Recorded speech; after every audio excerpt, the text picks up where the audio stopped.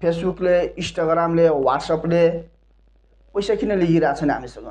तपाईले फेसबुक चलाउनु भएको छ हैन, इन्स्टाग्राम चलाउनु भएको छ, व्हाट्सएप पनि युज गरिरहनु भएको छ। तपाईले यो च्याट जीपीटी युज गर्नुहुन्छ, प्रिमियम क्वालिटीको युज गर्दाखेरि तपाईले त्यहाँ पैसा दिनुपर्छ नि हैन। त्यसपछि कुनै पनि भिडियो एडिट गर्ने एप्लिकेसनहरु युज गर्दा पनि पैसा तिर्नुपर्छ हैन। अनि राम्रो राम्रो ठुलठुला कम्पनीका एआईहरु कुनै सफ्टवेयरहरु चलाउँदा पनि तपाईले पैसा दिनुपर्छ। तपाईले फोटोशप हैन, फोटोशप चलाउँदा पनि तपाईले पैसा दिनुपर्छ। तर यही चाहिँ हामीले चाहिँ फोटोशप चाहिँ प्राय हामीले क्र्याक भर्जन चलाउने भएर कसैले चाहिँ नदिने हो, तर दिनुपर्छ त्यसमा। तर के हुन्छ भने यो एप्लिकेसन यति धेरै चलाउँदाखेरि चाहिँ पैसा दिनुपर्छ। तर फेसबुकले, इन्स्टाग्रामले, व्हाट्सएपले पैसा किन लिइरहेको छैन हामीसँग? यो व्हाट्सएपमा मानौँ व्हाट्सएप त्यो बिल्ड गर्दाखेरि बनाउँदा त्यहाँ स्टाफहरु राख्नुपर्ने हुन्छ, कति स्टाफहरु राखिरहेछ, चलाइरहेछ, अफिस खोल्नुपर्ने हुन्छ, भाडा दिनु पर्ला, रेन्ट भाडा दिनु पर्ला, हरेक चिजहरु यो चलाउनको लागि चाहिँ पैसा चाहिँ खर्च हुन्छ नि। त्यसमा चाहिँ त्यसले कहाँबाट उठाइरहेछ त त्यो पैसा? हामीलाई किन फ्रीमा दिइरहेछ त्यसले हैन? हामीलाई फ्रीमा दिन्छ। फेसबुक पनि यत्रो युज गर्छौँ, कति डाटाहरु त्यसले स्टोर गरेर राख्नु परिरहेछ, सुनिरहेको हुन्छ नि। डाटा स्टोरहरु स्टोर गरेर राखिरहेको कुन ठाउँमा सुनिरहेको हुन्छ हैन। स्टाफहरु त्यही अनुसार हायर गरिरहेको हुन्छ उले। तर हामीले फेसबुक चलाउँदाखेरि पैसा चाहिँ किन दिन्नौं? किनकि यिनीहरुले एउटा चाहिँ कस्तो हुन्छ भने डाइरेक्ट इन्डाइरेक्टबाट चाहिँ पैसा कमाउनु हुन्छ, डाइरेक्ट र इन्डाइरेक्ट पार्टबाट कमाउनु। हामीले फेसबुक चलाउँछौँ भने हामीले चाहिँ पैसा तिरिरहेको छैनौं, तर उनीहरुले हामीबाट चाहिँ धेरै फाइदा उठाउँछ। कसैले पनि फ्रीमा केही पनि दिदैन, फ्रीमा केही पनि छैन। जे चीजको पनि तपाईले युज गर्दाखेरि त्यसलाई पैसा तिर्नुहुन्छ। तपाईले स्वयं यहाँ च्याट जीपीटी युज गर्नुहुन्छ नि, च्याट जीपीटी को बेसिक उचाइ तपाईले फ्रीमा चलाउनुहुन्छ हैन। तर सिम्पल बेसिक वर चाहिँ फ्रीमा चलाउनुहुन्छ, अलिकति एडभान्स चीजहरु युज गर्नुपर्ने त्यहाँ पैसा तिर्नुपर्ने हुन्छ नि।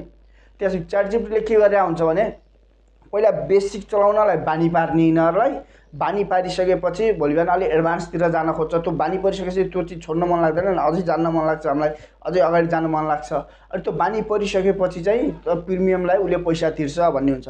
कति ठाउँमा ट्रायल टाइम भनेर 1 महिना, 2 महिना, 14 दिन हैन, अनि 6 महिना युज गर्नलाई फ्री गर्छ हैन। त्यसपछि चाहिँ पैसा लिन्छ, किनकि उनीहरुले त्यो समयमा बानी पारिसकेका हुन्छन् कि हामीलाई। त्यो समयमा हामीलाई फ्रीमा युज गर्दा त्यो बानी पार्छ, त्यसपछि हामी त्यो एप्लिकेसनमा बानी परिसकेका हुन्छौं। अनि त्यो एप्लिकेसनमा बानी परिसकेपछि हामीले प्रिमियम भर्जन लिन चाहिँ हामीले चाहिँ पैसा तिर्छौं अनि बल्ल। हो त्यो स्ट्र्याटेजी युज गरेर ती चीज फ्रीमा दिएको हुन्छ। वास्तवमा फ्रीमा कसैले केही पनि दिदैन हैन। तर हामीलाई चाहिँ बानी पारेर पछि पैसा लिनको लागि यो हामीलाई फ्रीमा दिइरहेको हुन्छ सुरुमा चाहिँ। अनि जस्तो फेसबुकहरुले पनि हामीलाई चलाउन त दिइरहेछ, तर हामीले युज गरेको डाटाहरु छ नि, हामीले के कुरा सर्च गर्छौं, के विषयमा कुरा गर्छौं हैन, कुन कपडा खोजिरहेछौं, कुन खानेकुरा हामीले बढी रुचाइरहेछौं, के पोस्ट गरिरहेछौं, हरेक कुराहरु चाहिँ फेसबुकले हामीलाई नियालिरहेको छ, हेरिरहेको हुन्छ।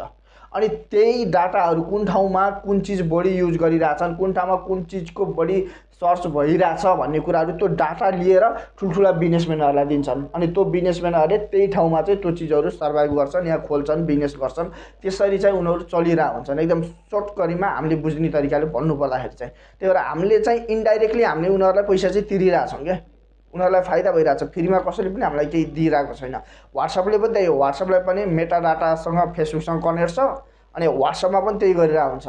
व्हाट्सएपले चाहिँ हामीले व्हाट्सएपमा कुरा गरेको हुन्छ भने कतिको ख्याल गर्नुहुन्छ। व्हाट्सएपमा चाहिँ तपाईले कुनै कपडाको विषयमा कुरा गर्नुस् या सुजको विषयमा आज एक कोहीसँग कन्भर्सेसन गर्नुस्, अनि केही समयपछि तपाईले फेसबुक खोलेर हेर्दाखेरि त्यो सुजहरु देखाइरहेको हुन्छ। फेसबुकमा तपाईलाई अनलाइनमा आएको प्लेटफर्महरुमा चाहिँ सुजहरु देखाइरहेको हुन्छ।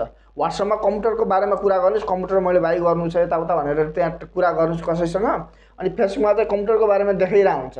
कुनै चीज उसमा नै फेसबुकमा नै हेर्नुभयो भने पनि एक दुई चोटी सर्च गर्नुभयो भने त बारम्बार देखाइरहेको हुन्छ त्यही चीज तपाईलाई। किनकि तपाईको डाटा लिक भइसक्यो वहाँ, तपाईले यता व्हाट्सएपमा कुरा गर्नुभयो, तपाईको डाटा वहाँ लिक भइसक्यो, अनि त्यही कुरा तपाईलाई बारम्बार देखाइरहेछ।